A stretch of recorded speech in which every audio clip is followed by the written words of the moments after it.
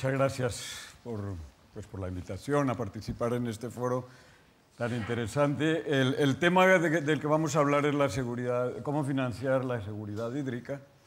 Así que permítame que aproveche para centrarme en los temas de seguridad, ya que Gonzalo es una persona que conoce mucho mejor las finanzas que nosotros, y también porque creo que primero, cuando hablamos de todas estas cosas, es mejor hablar de los fines y luego de los medios. Claro. De manera que los medios que utilizamos se puedan adaptar a los fines que buscamos.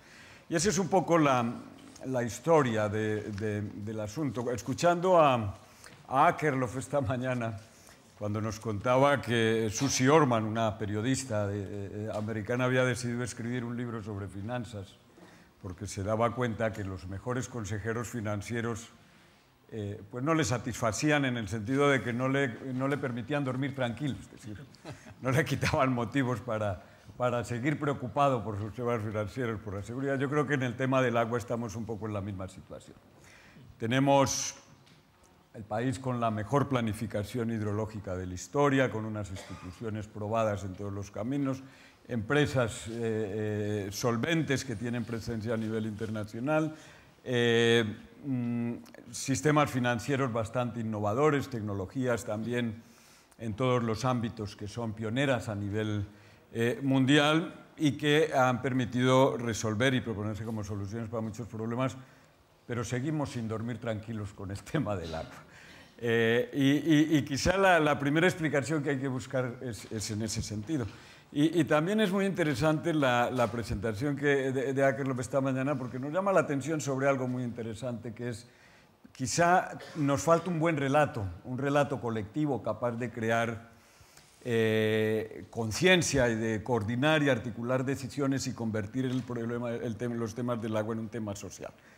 Y quería empezar por ahí porque yo creo que los temas de la seguridad hídrica probablemente son el mejor candidato y la mejor oportunidad que tenemos para construir ese relato. Cuando pensamos en de qué manera está relacionada el agua con la seguridad, no es difícil encontrar ejemplos y los vamos a encontrar por todas partes. Es bien sabido, por ejemplo, que hay bastantes estudios recientes que demuestran que la guerra de Siria, que hace mucho que dejó de ser una guerra civil localizada en un punto del planeta, tuvo su origen en los 4 años de sequía y en el tipo de gestión que hubo en el gobierno y la forma como se distribuyó entre la población los costes de la sequía y la incapacidad de las instituciones de momento para proteger a los más débiles. Por ejemplo, un tema, el agua tiene que ver con la seguridad nacional y todos lo sabemos, y hay muchas dimensiones del tema, y es tan importante el agua en la seguridad nacional que, por ejemplo, quizá la única parte de los acuerdos de Oslo entre Israel y Palestina que ha funcionado y que sigue funcionando todavía como se esperaba, son los acuerdos sobre la gestión conjunta del agua entre Israel y Palestina, por ejemplo. Porque el coste de no llegar a un acuerdo sobre esas cosas es tan grande que podría suponer problemas aún más graves para la seguridad nacional. Pero no hay que ir tan lejos. También hay estudios recientes que muestran que la severidad del terremoto de Lorca del año 2011 fue tal, no tanto debido a un fenómeno geológico, sino al agotamiento de los acuíferos que estaban por debajo de la zona, que hizo que no existiera allí el agua subterránea que podía haber amortiguado esos movimientos telúricos, y por lo tanto los daños fueron mucho mayores que si hubiéramos gestionado bien el agua en los años anteriores.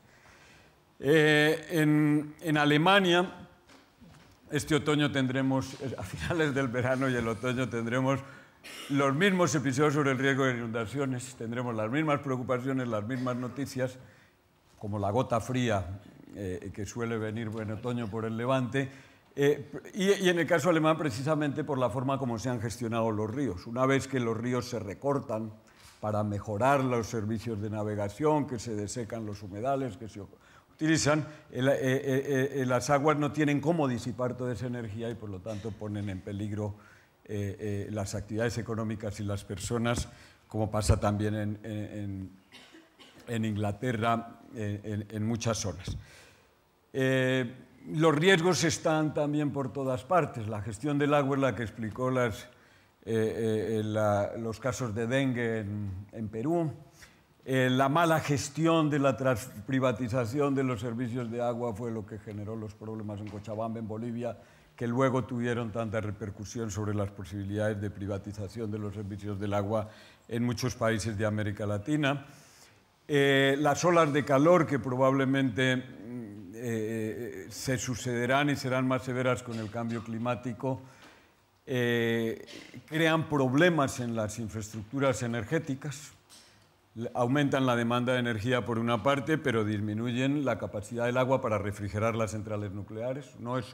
No es infrecuente ya que se cierren centrales nucleares en periodos de calor por ese motivo, precisamente en los momentos en los que se requieren más porque la demanda aumenta, está en el tope para cubrir la necesidad de aire acondicionado, etc.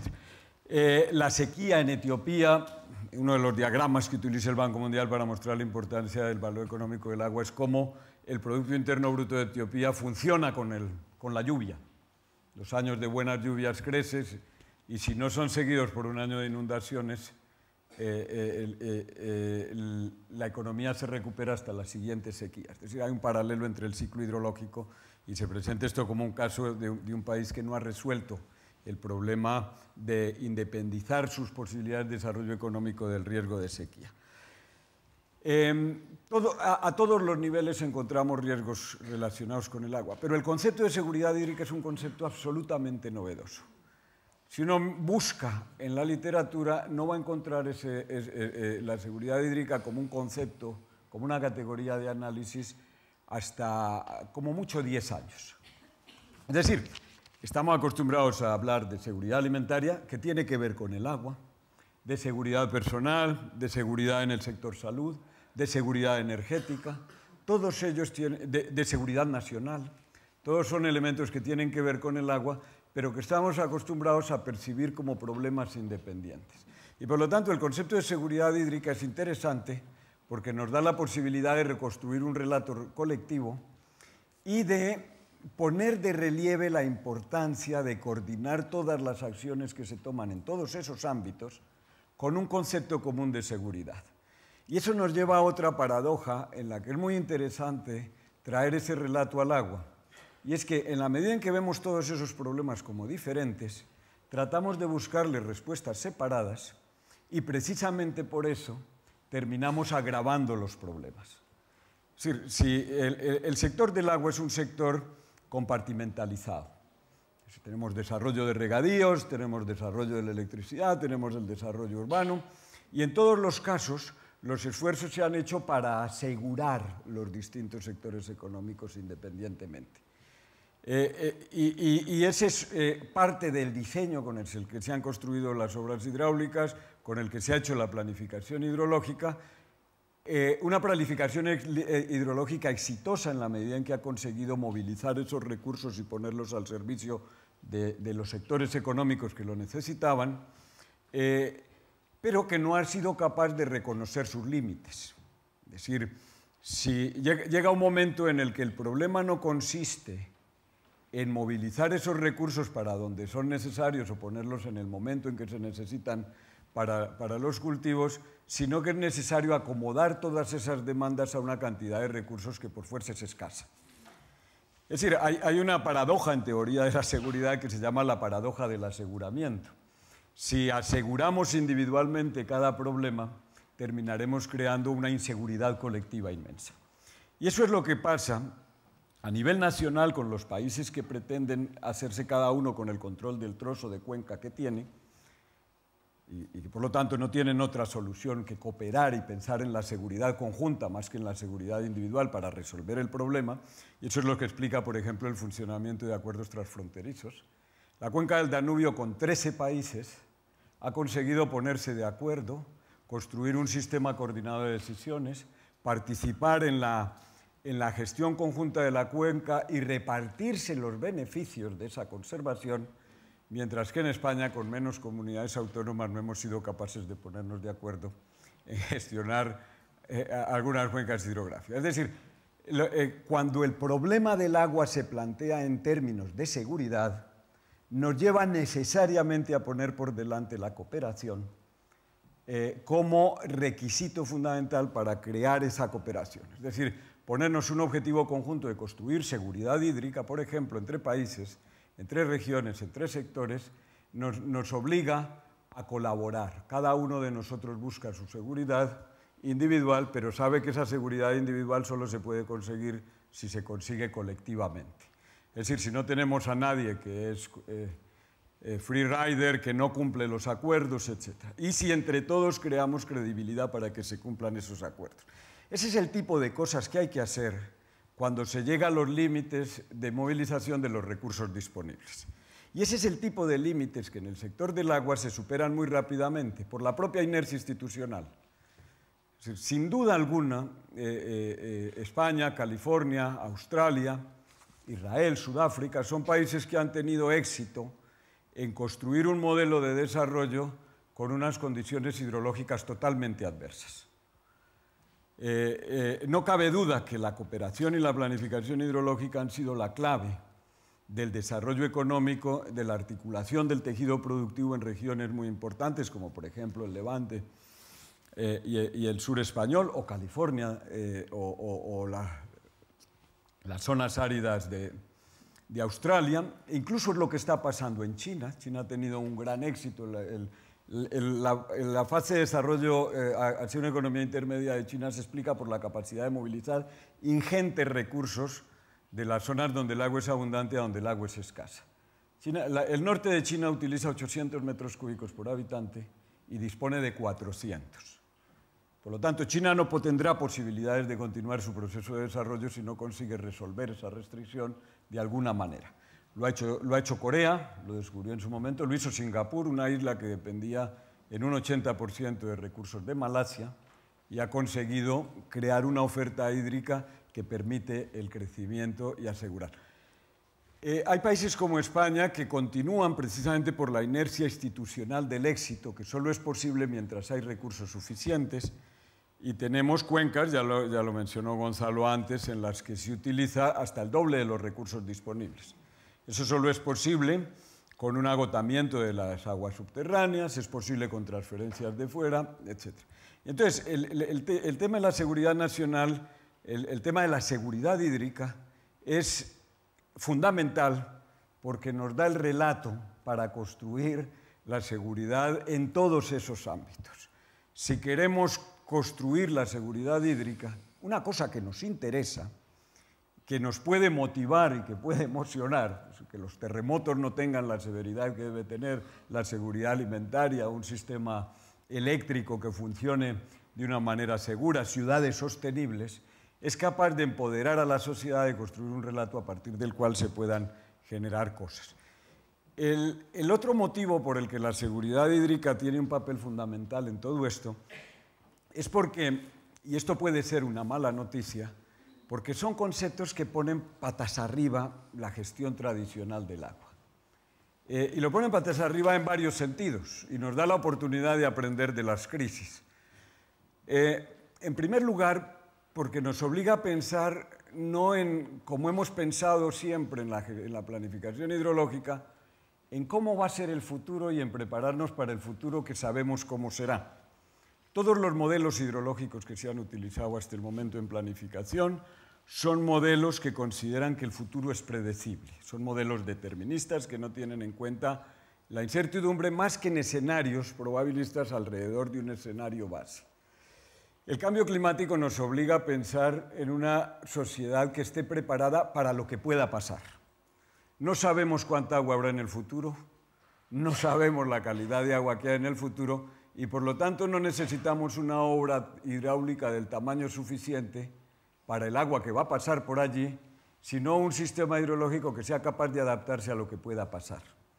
Y eso destruye completamente los fundamentos de lo que ha sido la planificación hidrológica a largo plazo durante mucho tiempo.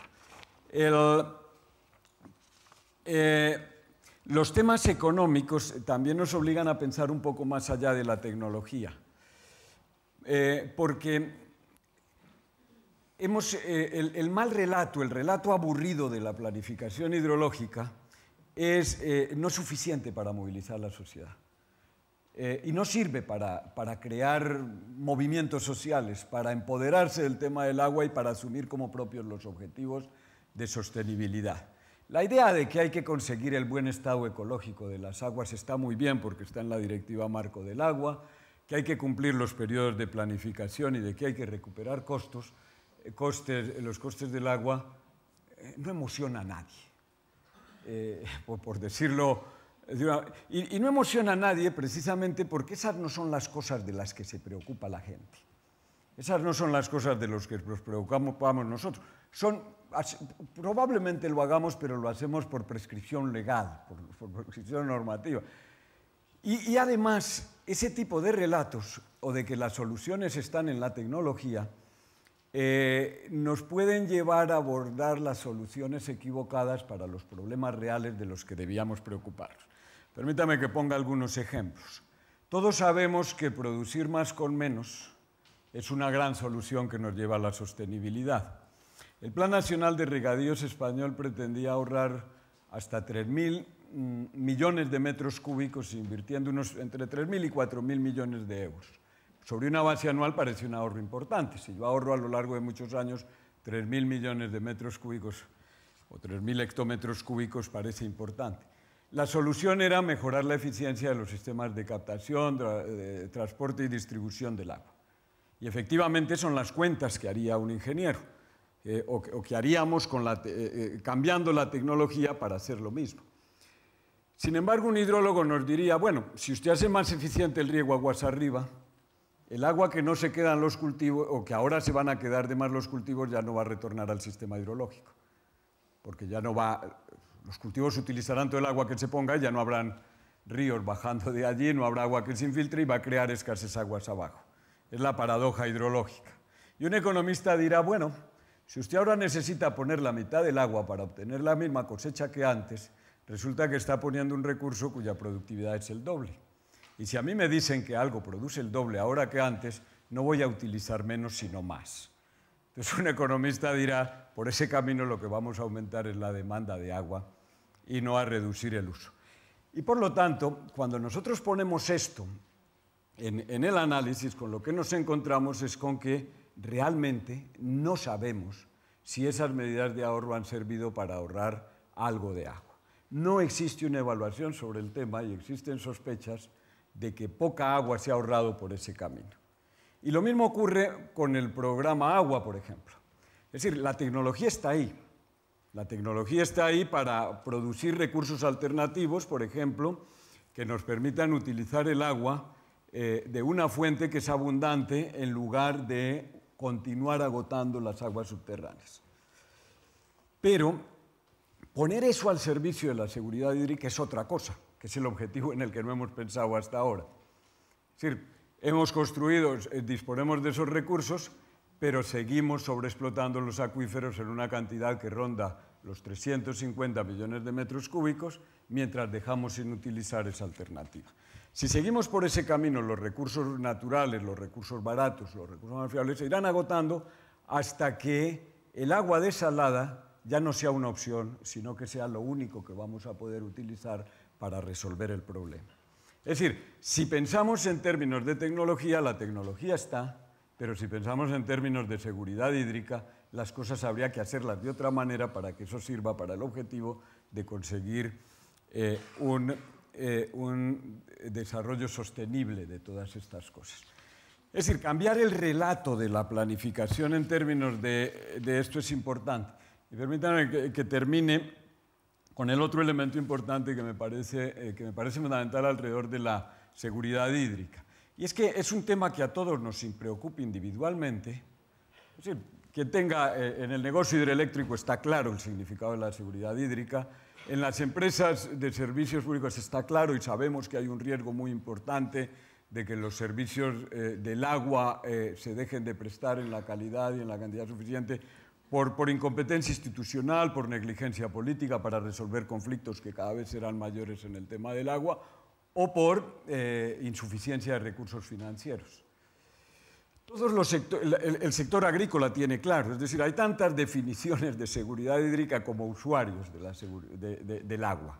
Cada uno sabe qué tipo de seguridad quiere frente a un futuro incierto, más incierto aún con el tema del cambio climático. Pero por encima de todo, la seguridad es un bien público. La seguridad es un bien público en el sentido de que no rival, pasa como en la defensa nacional, El Estado no puede defender solo a los que pagan impuestos, tiene que defender a todos. Y por lo tanto, conseguir esas seguridades individuales y sectoriales solo se puede hacer consiguiendo la seguridad colectiva. Entonces, el tema consiste, y ahí es donde entran los temas financieros y económicos, en que cada uno de esos sectores tenga incentivos económicos, incentivos financieros, para, buscando su propio interés, contribuya a conseguir una economía sostenible. Es decir, todos esos usos se tienen que articular de alguna manera, reconciliar el interés privado con el interés público. Son las dos primeras condiciones. Y la tercera, que en ese proceso seamos capaces de utilizar las oportunidades de la tecnología para construir un modelo distinto, sostenible, en el que todos seamos claros de qué es lo que tengamos claro qué es lo que nos jugamos con ello. Permítanme que, para completar ese diagnóstico entre intereses individuales, necesidad de gobierno y acción colectiva para aprovechar tecnologías, traiga a cuento una frase que se repitió mucho por estos días del Brexit de Wilson, un profesor inglés, que decía que estas cosas ocurren precisamente porque a veces es difícil compatibilizar esas tres cosas: intereses individuales, necesidad de acción colectiva y de gobierno, y tecnología. Y él decía, bueno, es cosas como el Brexit, bueno, se aplicó al Brexit, la frase viene de otras cosas, pero muchos de nuestros problemas se deben a que tenemos emociones paleolíticas, es decir, individuos con intereses muy cerrados, instituciones de la Edad Media y oportunidades tecnológicas del siglo XXI. Poner esas tres cosas en común para construir una economía segura en términos sostenibles es un reto inmenso que tiene poco que ver con la forma como hemos funcionado con las instituciones, o que exige al menos un replanteamiento del modelo una vez que reconocemos los límites que supone la naturaleza para el desarrollo y las posibilidades individuales. Con eso termino. Y bueno, le cedemos la palabra.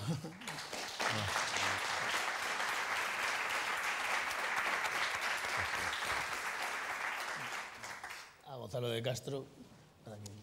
Bueno, primero agradecer a José Carlos que me trajo para acá, aclarando ante todos vosotros que no soy experto de agua.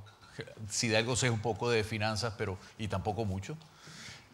Pero sí puedo, bueno, aquí abrumado de realmente buen conocimiento de esta invitación, este honor de haber oído el Premio Nobel. Y os confieso lo siguiente, que es que anoche por primera vez dormí tranquilo en mucho tiempo, porque me enteré que la mujer del Premio Nobel es la presidenta del Federal Reserve. O sea que siempre a Greenspan le faltó una mujer así como el Premio Nobel. No hubiéramos probablemente entrado en esto. Entonces, eso, además de lo que él dijo, que es tan sensato, ¿no? Digo que al final del día, los economistas lo que hacemos, creamos unos modelos tan inteligentes y tan alejados de la realidad que buscamos, al final del día no explicamos la realidad. Y lo que nos dio este señor esta mañana, el profesor Akerlof, es sensato, tiene sentido, y creo que sobre ahí vamos a trabajar mucho, ¿no? Estamos rompiendo dimensiones. De verdad que Gonzalo, cuesta agregar algo más después de lo que ha dicho Gonzalo y lo que dice ahora Carlos en esa materia, por un lado, y nada más unos puntos antes de comentarles un poco de la región, que es lo que puedo probablemente darles un poco de luces, ¿no? o de información que quién sabe si no la tienen. Me gustó el tema que dijo el profesor Akerlof esta mañana sobre el relato, que es importante. Si algo pasa en la región es que todos los especialistas de agua, que hay bastantes especialistas de agua en toda Latinoamérica, inclusive América, digo América en su conjunto, es que ellos están con lo que los británicos llaman el water box, que son especialistas de agua que van a los mismos eventos de agua y van a los mismos seminarios de agua y saben todos los temas y hacen los mismos estudios para el BID, para el Banco Mundial, para CAF, etc. Pero al final del día, los que toman decisiones son los que hay que comentarle esto, ¿no? Entonces hay de repente un divorcio que veo, y aquí hago énfasis a los amigos de la revista IAGUA, ¿no? Que yo, que soy uno de estos que no están allá, tampoco tomo decisiones, pero me gusta estar enterado. Esta revista IAGUA, que la estoy recibiendo digitalmente todos los días, oye, está creándome, así como estoy en otras distintos temas que me llaman la atención, interés y obviamente más conocimiento por el agua. Hablan de desalación, hablan del tema de los trasvases, el tema regulatorio. Entonces quiero decir que ese el tema del relato tiene que entrar porque es una necesidad. Y así como digo yo, el tema del relato, otro inciso antes de hablarles de la región, es que tengo un hijo pequeño de 6 años que lo metimos en un campamento, una semana fue al zoológico aquí en Madrid, y el tío se me convirtió en un niño verde. O sea, mira, estamos gastando agua de más, que porque la fruta la compramos con envases de plástico, que ese plástico se degrada en no sé cuántos años. Y yo, mira, oye, qué maravilla. Si eso está comenzando ya a ese nivel, yo creo que estamos haciendo una buena labor. O sea, el futuro que viene es promisor, ¿no? Bueno, dicho esto, entonces pasamos a la región nuestra, de Latinoamérica, ¿no? Bueno, y un tema adicional, que José Carlos decía que aprende mucho de Latinoamérica. En materia de crisis tiene razón, pero en materia de agua venimos y estamos en España porque es que es un lujo y lo que nosotros, o sea, la región saca pues, de conocimiento, como en España, es absolutamente un beneficio pues, que tiene la región. Y muchas de las empresas grandes españolas están en la región, en prácticamente casi todos los proyectos que se están haciendo grandes, bien sea en Nicaragua, en Panamá, en Chile, Perú, Brasil, etcétera, ¿no? Entonces, para nosotros el estar aquí, CAFE, es más que estratégico, es una necesidad, ¿no? Poder tener este know-how que existe hoy por hoy. Y la seguridad, para hablar en términos de la región, es que estamos tan detrás de la seguridad, que cuando Carlos comienza a mencionar temas de, oye, es que no lo hablamos con el tema energético. Ahí tenemos el caso de Venezuela, donde yo soy de Venezuela. Estamos a unos apagones, entonces teníamos la segunda represa más grande del mundo, donde teníamos toda la emisión prácticamente cubría el 60-70% de las necesidades energéticas del país. El país estuvo apagado. ¿Por qué? Obviamente no hubo ningún tipo de previsión desde el punto de vista de infraestructura y mantenimiento con el tema del Guri, ni hablar de las cuentas hidrológicas. Y por otro lado, otra cosa que hemos notado en la región es que el know-how, había un grupo importante de conocedores, de ingenieros, de científicos, que sabían mucho de agua y hoy por hoy no existen. Tenemos que volver a traer el know-how a la región. O sea, me comentaba un amigo nuestro, un amigo mío es muy conocedor especialista de agua, Abel Mejía. En el caso en Perú había un centro fenomenal que se llamaba CEPI. CEPI hoy en día no existe. Y ni se dieron cuenta cuando desapareció, ¿no? Entonces, en este sentido también digo que es una oportunidad tremenda para las empresas y para el conocimiento español en nuestra región. La región es una región, Latinoamérica primero es heterogénea, segundo es vasta en territorio. Estamos hablando que creo que el 40% del agua dulce del mundo está en la región, con el 8% de la población. En teoría pudiéramos nadar en agua, no es así. Gonzalo habló antes del caso un caso, pero es impresionante, pues el caso de Perú, que el 70% de la población vive donde hay menos del 2% del agua, en un país que es riquísimo en agua. O sea, si pasas el otro lado de los Andes, estamos hablando, pues tienes todo lo que es la selva amazónica, todos los acuíferos que son, pero brutales, ¿no?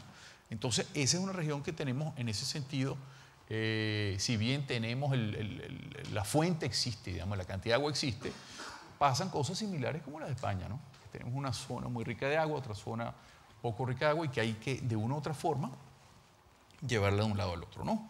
Eso es uno. Segundo, del otro lado es una región que es altísimamente, bueno, vamos a decir, de las regiones del mundo donde, de acuerdo a cómo existen las mediciones, cómo se hacen las mediciones de urbanización, es de las zonas más urbanizadas del planeta. Estamos hablando que cercano al 80% de la región vive en ciudades. Y de esas ciudades hay el 56, casi el 60% de la población vive en menos de 200 ciudades. Y ahí, pues, bueno, todo el mundo se puede imaginar pues, el tamaño de Buenos Aires, de Lima, de Bogotá, de Sao Paulo, Río de Janeiro, DF junto con ¿cómo se llama? con Tokio son de las ciudades más grandes del mundo, ¿no? Y estábamos hablando de eso por un lado, y cuando vamos a enfrentar el tema del agua y la de seguridad hídrica, eso es un caso específico, estas grandes ciudades, ¿no? Estas ciudades grandes.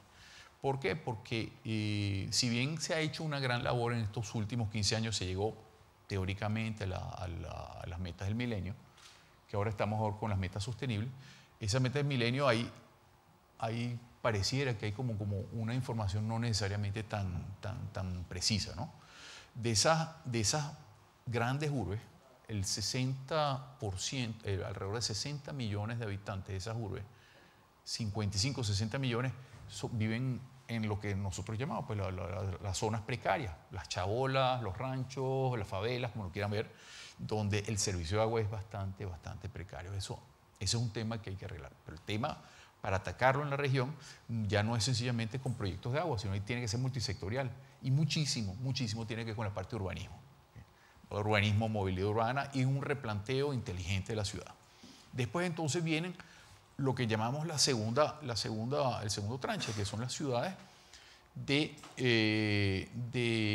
hasta 20.000 habitantes. Y entonces esas ciudades, ya aquí lo mencionaron, si lo mencionaste tú, no, Carlos, lo mencionó Gonzalo, hay un problema de escala. Sencillamente, se puede prestar un servicio eficiente de agua y saneamiento hasta una ciudad dependiendo, obviamente, esto hay que ir a cada sitio, dependiendo de la orografía, dependiendo de la cercanía a otras partes, pero de 200.000 habitantes para abajo, muy poco probable que sea sostenible, o sea, no hay densificación. Y por último está la parte rural, que es la menor, pero sin embargo, y ahí vuelvo otra vez al tema de cómo se censaron, o sea, ¿por qué nos dice que somos urbanizables? Supuestamente una ciudad es ciudad si hay 2.001 habitantes. Eso no pareciera que es estrictamente desde el punto de vista censual pues, para los censos. Lo que se debiera decir, pues, si es rural o no es rural, es si hay una densidad de 15 habitantes por kilómetro cuadrado menor. Y si tomamos esa medida, la población rural se eleva el 30 y pico %, ¿no? Esa medida junto con otras que estén a 1 hora y media de centros urbanos, que no hayan, que lo mismo con el tema de educación, etc. Entonces, el primer tema que nosotros vemos en la región es sencillamente dejar esto muy claro. ¿Por qué? Porque en la región, cuando se habla de temas, cuando se habla de cómo abordar el apoyo, pues digamos el servicio de agua y saneamiento, es básicamente es monolítico, ¿no? Y aquí hay que picarlo en dos. Mira, una cosa es lo urbano y otra cosa es lo de las grandes ciudades. En eso estamos. Además de esas ciudades, el segundo tranche de ciudades, adicionalmente hay otros 50 millones de habitantes que viven en precariedad. Entonces estamos hablando que la parte, genuinamente dentro de la región, los que reciben agua como cualquier país de la OECD, es nada más 1/3 de la población. Entonces tenemos 2/3.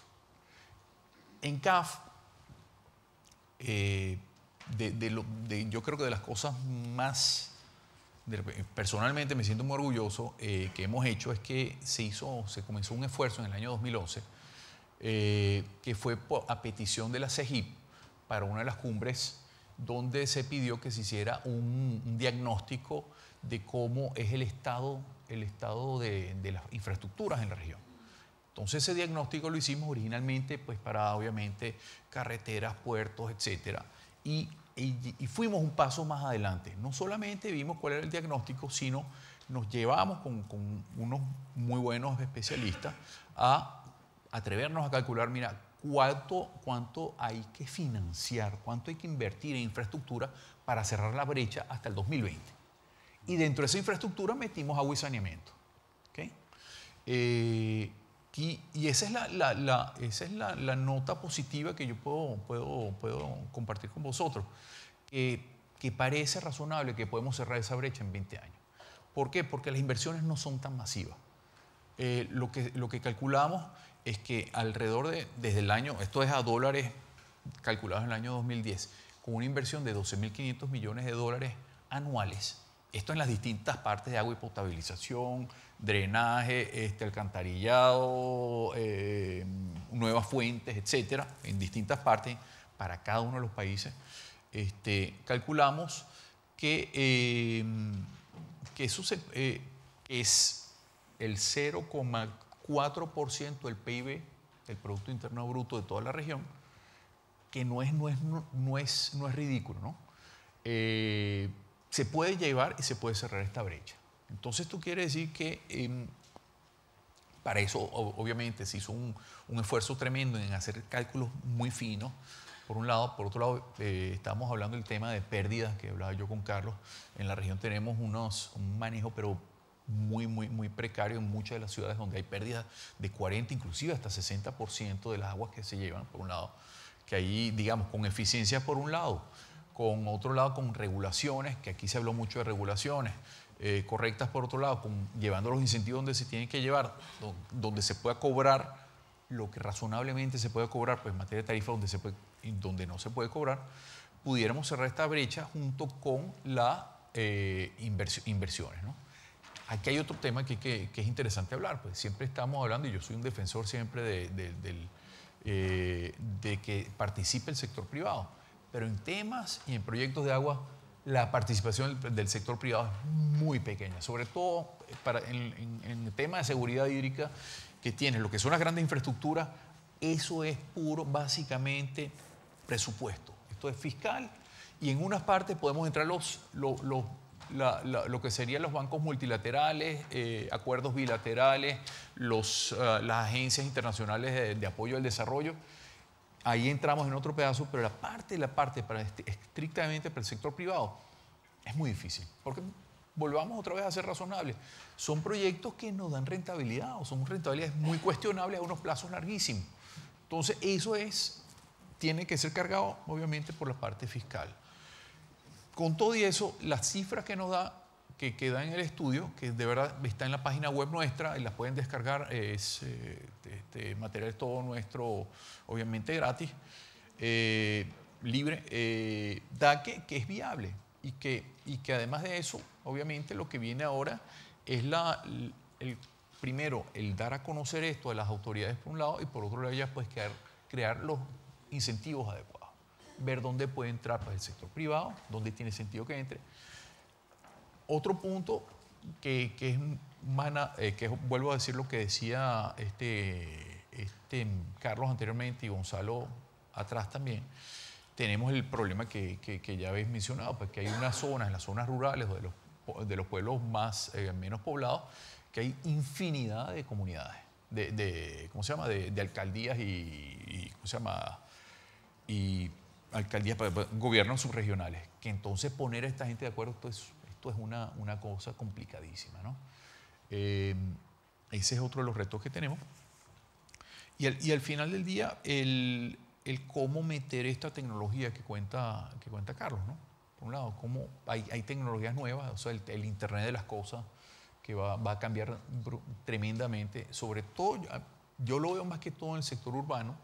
¿Por qué en el sector urbano? El sector urbano es porque tenemos estas bolsas de gente, pues de una u otra forma excluida, que queremos meter en las grandes urbes y en las urbes medianas, y yo creo que la vía es que ser lo más inteligente y aprovecharnos, pues ya que va a ser multidisciplinario, meter gente del agua, meter gente de energía, gente laboral, gente de urbanismo, ¿okay?